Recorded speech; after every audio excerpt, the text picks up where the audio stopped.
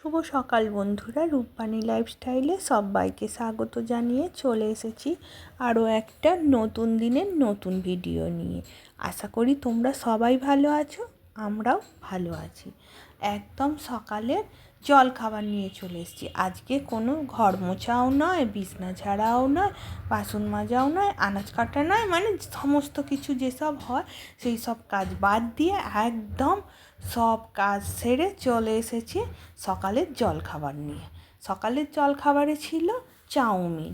মেয়েকে দিয়ে দিয়েছি স্কুলে টিফিনের জন্যে, আর আমার জন্য রেখে দিয়েছি। আজকে আর মুড়িটা খেলাম না, আজকে চাউমিনটাই টিফিন করলাম। আজকে শুধু সকালের জলখাবারে কী খেলাম আর দুপুরের খাবারে কী খেলাম এই নিয়েই আজকের ভিডিওটা করব।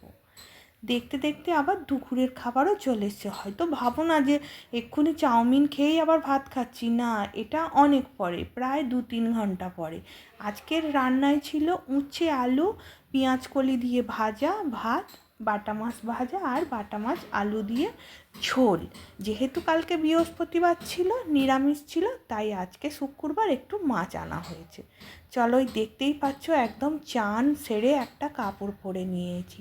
অনেক দিন কাপড় পরা হয়নি, তাই একটা কাপড় পরে নিয়েছি। আজকে আমাকে কেমন লাগছে তোমরা জানাবে।